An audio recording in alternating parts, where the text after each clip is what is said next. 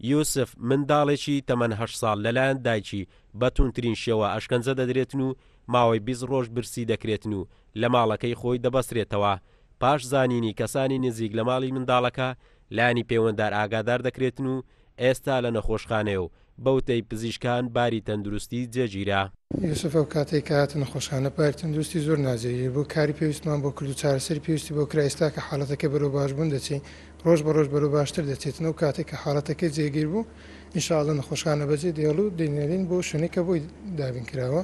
ڕوودا و کارەساتەکانی ئەشکەنجەدانی منداڵان هاو شێوەی یوسف بوونیان هەیە و دەستەی سربەخۆی مافی مرۆڤیش ڕایدەگەێنێت دەرنەکردنی یاسای پاراستنی مافەکانی منداڵان لە پەرلەمانی کوردستان هۆکاری دووبارە بوونەوەی ڕووداوەکانی لەم شێوەیە، چونکە ناتواندرێت تاوانباران سزا بدرێت. زیاتر لە 2 ساڵە یاسای پاراستنی مافەکانی منداڵ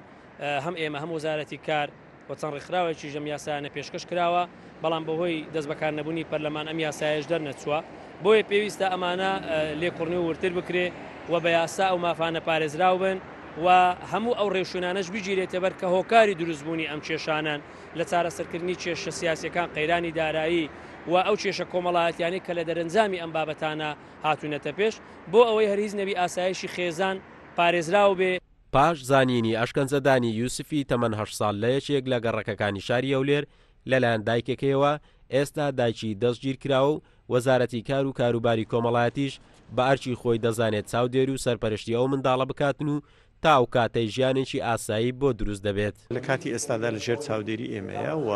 فەرمانبەری تایبەتی لەگەڵا هی وەزارەتی کار و لە نەخۆشخانەی ئێمەرجنسیە و کاتێک کە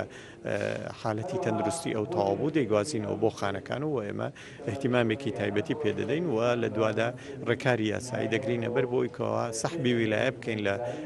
ئەو دایکە کە بەو شێوە ئازاری منداڵەکەی داوە کە جێی ئەسەفێکی گەورەیە. ئامارەکانی ئەم چەند ساڵەی دوایی ئەوە دەردەخەن بەشێکی زۆری لێدان و سزادان و فرێدان و برسیکردن و ئەشکەنجەدان و بریندارکردن و قوربانیەکانی منداڵان لە هەرێم لەلایەن کەسە نزیکەکانیانەوە ئەنجام دەدرێتن و کێشە کۆمەڵاتیەکان و ناتەبایی نێوان دایکان و باوکان و قەیرانی دارایی بۆتە هۆکاریەوەی منداڵەکان بازەکەی بدەن کە لە ماف و ژیانی ئاسایی وەک منداڵانی تر بێبەش دەبێت. قارەمان جەوهەر، کورسات نیوز، هەولێر.